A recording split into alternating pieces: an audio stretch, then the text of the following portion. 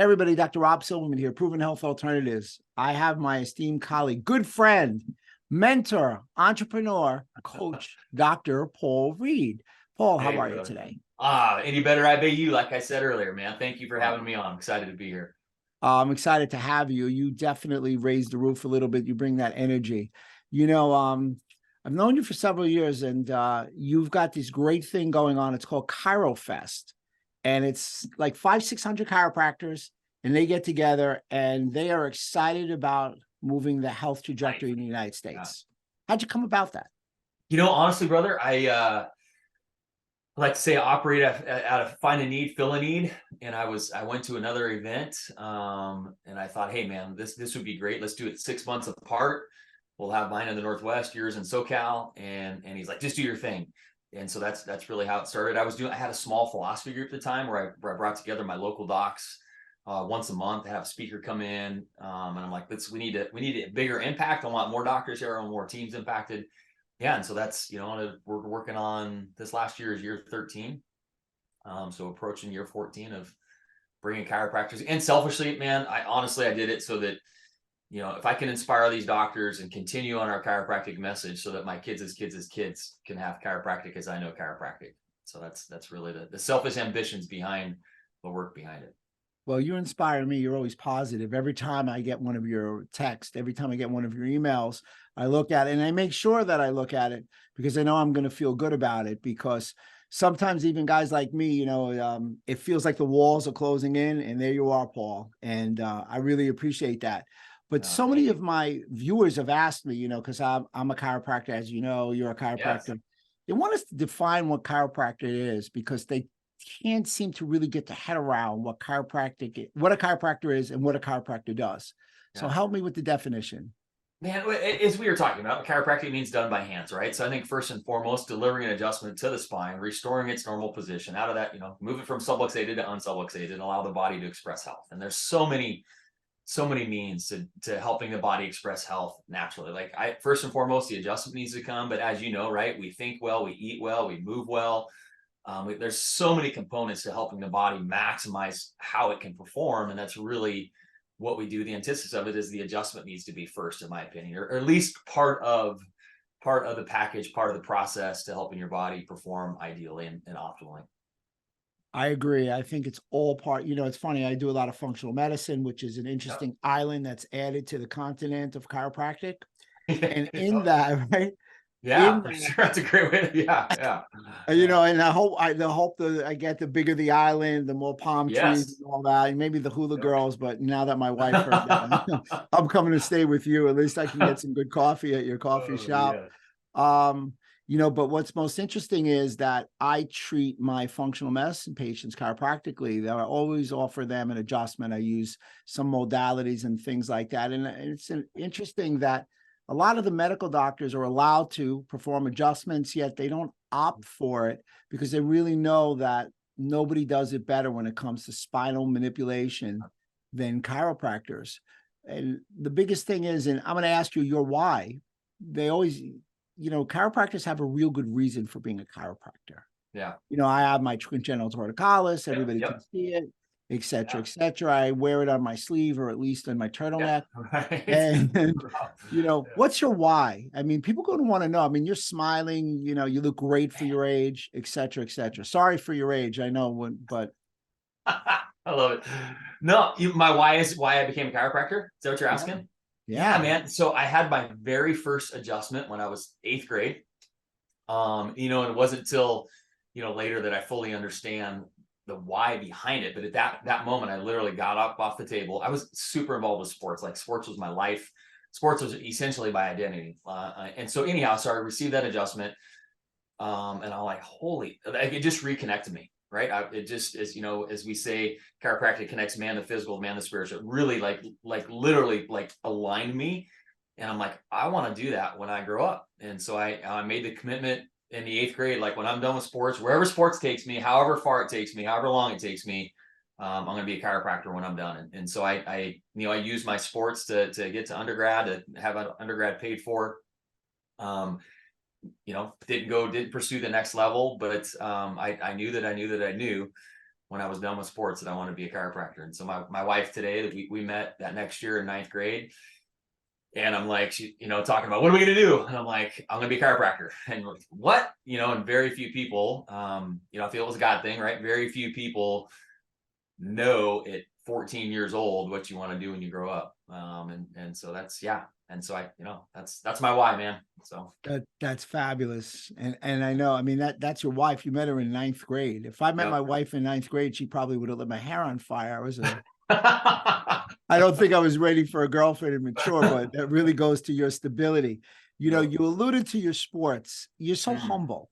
I mean, it's fine if you want to share with everybody that you played Division I football and you played with some professional athletes on your football team of note. I think it's cool. And I think that it's a good conversation piece. So share. Yeah. I was, again, blessed to, like you say, play Division I. I played at Washington State back when it was Pac-10. Now it's Pac-2. We'll see where that goes this next season. But no, I was again blessed to play with the likes of some very famous high-level player. Our defense was Coach Zimmer at the time was our defensive coordinator, who later went to Dallas, who went, and then his route as he finished as the head coach of the Vikings. But our we had several of our defensive players played in the NFL. Our most notable would be our quarterback at the time. My same class was Drew Bledsoe, right? So he was the Patriots #1 pick. So that everybody in the East Coast would recognize that because he was an East Coast guy. So yeah, so another buddy, Rob Tobeck, he played for 10 years. Chad Eaton, like I can just go on and on and on. We had a very strong team. A lot of them played next level. So Drew Bledsoe, I mean, he had a great career when you really think about it. I mean, of course, us Northeasterners know him as the guy that Tom Brady replaced. Yep. Yeah, but it doesn't mean he didn't have a great career. It's just he got replaced by, I guess, the GOAT, if you will. Yeah, well, and then he went to Dallas and started there and got replaced by Romo, right? So he got replaced by two great quarterbacks, and in sports, man, sports, you're one play away from not playing, and that's exactly what happened to Drew. The knee, right? He got tackled on the sideline, and his knee got boogered up, and that was the end of it. So it's yeah, I mean, it's sports is, especially at that level, like you're just micrometers away from somebody else taking over. So it's you always got to be on your game.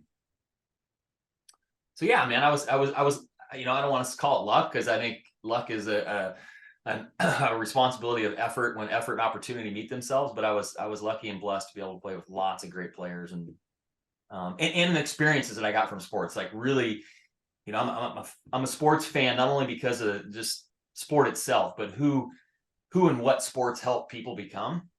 I mean, it built my mental discipline, my physical discipline, like all those things that sports do to help you propel and achieve more later in life. That's why I'm such a sports fan. Just the camaraderie, the discipline, all the things that you need that are going to help you not only be successful in life, but a great leader and all those things that come from sport. So fabulous. That's exciting. I'm a big sports fan. I know when you told me that, it was like questions galore. It's like a little kid in a candy store. Right. It was so much fun. And then you let me know that you also were a wrestler, because I was teasing you, basketball players are bad athletes. And you were like, well, I was a wrestler also. And that kind of ended the conversation. End up on my back. I called you Coach Paul. You're doing a lot of coaching. You're helping a lot of practitioners attain new heights. I do believe everybody needs a coach. I have a coach. I'm sure Coach Paul has a coach. Yes, absolutely. Why don't you give some of your philosophies and what you're doing with people as far as coaching, so the viewers have something that they can take away that's salient for everyday usage? Yeah, man, I think that all of us have online, dormant opportunities to be a better version of ourselves. We have untapped potential that we've compromised or not expressed that potential due to typically and historically based on some sort of impression a parent, a coach, a teacher, someone pressed upon us to make us think that we're not good enough, smart enough, athletic enough, or whatnot. And so really I'm helping two levels. I'm helping chiropractors be better chiropractors and achieve more. Chiropractic blessed me beyond belief to get to where I was at, and by the age of 50 to be debt free and essentially doing what I want by when I want, with who I want, and how I want. But then, I also have a passion for men and helping men.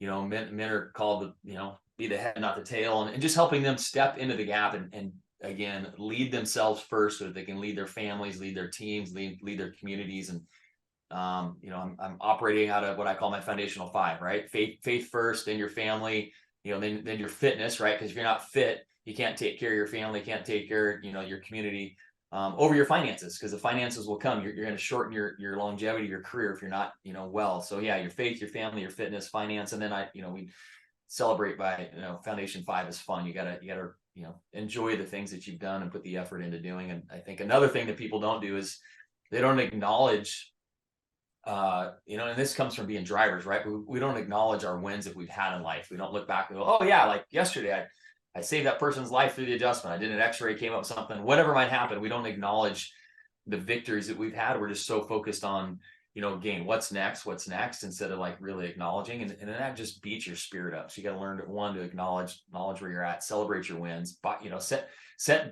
big goals, short and small goals, but big goals also, and then reward yourself for those goals. Have something that you want to achieve, and you know, a carrot for you to achieve it. So yeah, so that's really the 2 different coaching models I'm doing now. One is the men, and then the other is Kairos. Well, the chiros excite me, and the men. I mean, we've had a little discussion. You're about ready to implement that, Yep. and that's exciting, and it's needed because, you know, guys just don't know where to go to get fit and financially savvy. Speaking of being financially savvy, you're going to allow me to share this. You've opened and scaled 8 businesses generating revenues in excess of $5 million annually. Is that part of your coaching? Well, I mean, I help docs establish, you know, or men as well, like the CEO mindset, you know, and really being good stewards. Not only it starts being a good steward of yourself, but then you got to be a good steward of your finances and your business. You know, 5 of those are chiropractic practices. I have a property development thing, a coffee shop, like we were talking about. And so, yeah, do lots of different things, but it comes from being a good steward. And you gotta know your numbers. You know, that's one thing that I see a lot of business owners, they see cash flow. So the money's coming in, which is great, right? But they're not managing their numbers. So they're, you know, they have the job, right? Just over broke, where I'm money's coming in, but I'm paying my bills. I'm not profitable. And just really being, again, back to being a good steward. Too much is given, much is expected, right? If you want to be blessed with more, you got to be a good steward with what you've been given. And so helping men see where there's, or people see where there's a gap in their, you know, in their resources, so that they can achieve more and do more. So I'm going to ask you, what are you most passionate about, aside obviously from family and faith? Fitness is my thing, man. I grew up, you know, I taking care of yourself, period. And I'm not perfect by any means. I just, again, like I operate and teach my guys, like, you know, so what if you screwed up yesterday? Get up today and be a better version of yourself. Like, be 1% better today. You already had the sugar, you already had the drink, whatever you did, like, it's done. Like, but don't let yesterday roll in today, because then that's going to roll into tomorrow, the next week. You know, don't let. It's so easy to be destructive, right? It's so much easier to you know, destructive habits or destructive actions are way easier than constructive habits, lifestyle. And so I'm passionate about really making constructive, intentional decisions each and every day to be, you know, a better version of yourself. And I love fitness, right? I really think that pushing yourself in the gym, you know, physical discipline builds, in my opinion, builds almost all other disciplines in our lives. Like when you can, you know, stay committed to, like, every day doing something, to moving. Like, it doesn't have to be like hardcore every day, but doing something physically every day is going to build all the other disciplines in your life. And it's going to help. You're going to want to eat better. You're going to want to think better. You want to, you know, I think it's going to make you better in all areas of life when you're disciplined physically. So that's just my opinion. But So that CEO mindset, the male CEO mindset, because you signified that, which is fine. It's great. We don't want to forget about them. 40 to 55 years old, let's say. Yeah. I'm going to ask you generics questions. You know, obviously you can individualize and personalize everything, their exercise and their diet, etc. But generically, if I fall in that category, what are you going to tell me? Give me the 5 things you would want me to change with my habits of eating, and give me 5 types of exercises, even if it's all under the CrossFit umbrella. Yeah. So so 5 things. First is really working on their mindset. I think everybody, like, right, 80% of our thoughts are negative. So it's really learning to intercede when those negative thoughts come in and course correct. I teach my guys 3 C's: cancel, clear, connect, right? Got to cancel that negative thought, clear the mechanism, reconnect to your purpose, your why. And so, everything happens twice in the world. First is a thought, then we manifest it into our lives. And so really helping people, first and foremost, course correct what they're thinking. If I was going to, and then diet wise, I'm kind of all over the map, paleo-esque, carnivore, like, you've been around me, we've eaten together. So it's, Right. I think, just eating clean. Right. And then, you can go, protein with minimal fats, and then higher fats and less protein, like rotate it through our body acclimates, and it's good to change it up. I do some intermittent, or I would say timed eating. I don't want to say intermittent fasting. It's really not fasting. It's just eating, I don't eat after, 8 o'clock at night, not again till 10, 12 the next day. And I cycle through that. It's not every day or every week. So there's lots of things that I encourage. So those are a couple of things. And then fitness wise, I was hardcore CrossFit for about 10 years, had some injuries, and I would say that, I have a home gym, and I think interval stuff is great, but I'll do some quote unquote bro sessions, right? I'll just do chest and tries, or chest and buys, back and tries and legs, but then I'll mix in 2-3 days a week some sort of CrossFit-esque workout. And so I think that is a great combo. Plus I'll, 2 to 3 days a week, I'll try and run just for some endurance, go out and get 4 miles in. So a variable fitness levels. So your diet consists of whole foods, proper timing, exercise, weights, flexibility. Gain, amen. Oh, that sounds Right? great. It's kind of funny when I hear you speak, it kind of seems like those are the tenets of a chiropractic umbrella and a lifestyle that you taken in a rendition of 2.0. Yes, you're exactly right. Right. But everybody needs to live that lifestyle. Yeah. So 100%. It's funny when we talk about lifestyle, because we both really enjoy talking lifestyle and trying to lead a healthy lifestyle.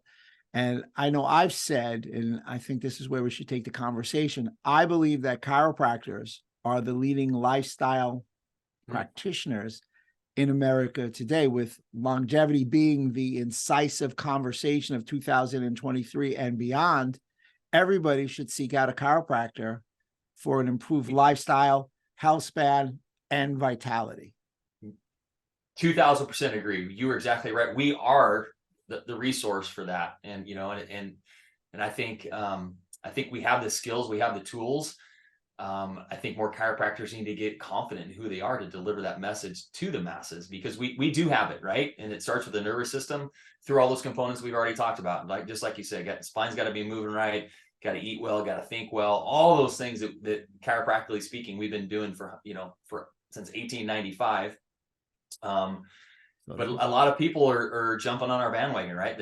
There's a lot of other practitioners, or even non-practitioners, right? You'll see so many people on social media that, we've even shared some messages about some of them that they're not, didn't have any extra schooling and have an influence over large amounts of people teaching what we own and have a license to teach, and succeed in high levels. So it's what all that said is that there is a need, like people are wanting what you and I possess to be able to share with the community and with the masses. And so it's the chiropractors need to step into the gap and understand that you are the solution for all these people. And yes, it's great for back pain and neck pain, but we really are the longevity, lifestyle, vitality, as you mentioned, resource. We should be owning that message, and first and foremost, living that message before you teach that message. That's the other thing that gets under my skin, is you have a chiropractor that's teaching these messages, but then not living that lifestyle themselves. And there's so much incongruence to there, and that incongruence over time is going to lead to destruction. It leads to that, future patient or practice member or whatever you want to call them, like not fully buying in and understanding and going all in on the chiropractic message, chiropractic lifestyle, because you yourself, doctor, are not living that lifestyle and being an expression of what the possibilities are. And so I think you and I and some of our tribe, Dr. Dane, right? Some of our people that we hang out with are living the chiropractic vitality, longevity lifestyle. And so more chiros need to step into that gap and be responsible for who they are. And again, go out and share that message that we have. Indeed, I concur wholeheartedly. It's interesting that you mentioned the people without the degrees. I'll be a little bit more blunt because I'm Okay, a nice guy. I know where we're at. A little blunt. We call Well, those that is the Robert I biohackers. know, so I wouldn't expect anything less than directness and Yeah. bluntness. We call those biohackers. And, you know, they've done a great job of reading a script, learning material. They're very bright. But at the end of the day, you know, the chiropractor has the education, but then one thing he also has is the ability to diagnose.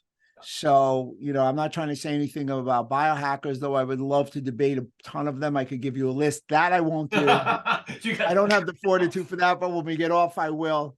But that would be fun because I'm in any case. So I know you're doing a lot of speaking, and you're also doing a lot of writing. Where can people see you? Where can they get copies? How can they get in touch with you? How can they procure your service if they need so? Yeah, I think the easiest way is just my website, drpaulreed.com. That'll have links or branches to anything and everything, you know, moving forward outside of that. But yeah, that's probably the easiest method. That can drop me an email or whatnot. Or anywhere on social, right? At Dr. Paul on Insta, at Dr. Facebook as well, but anywhere. Yeah, I mean, you're blowing up on social media. I mean, you're a racehorse. You're called the rocket ship. I'm sort of the horse and carriage, but you're the rocket ship, and that's good. It's a constant. I think it's something we all need to embrace because that's where the puck is. You know, as Wayne Gretzky said, you know, skates where the puck's going to be, not where it's at. But you know, that's where we're going. And so us of the 50+ generation need to learn those skills that these young folks pick up pretty quick. So it's hard. It's funny. I was just teaching a seminar and I saw some gray-haired people actually take a picture of the Q code and they could do it. And I was like, yes, success. Right. That's good stuff. This has been without question my pleasure as always. I love these short, incisive type of conversations where we share some takeaways.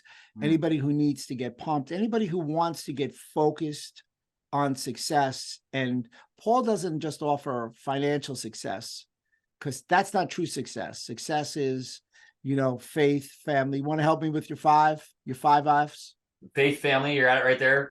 Fitness or health, finance, and then fun. Yeah. I like the fifth one a lot. Can we make a Can we just go have some table? fun? Yeah, let's go have some fun. Go find some good tequila. Well, everybody, it's been my pleasure. Coach, entrepreneur, colleague, mentor, Dr. Paul Reed, Dr. Rob Silverman, always yours in health.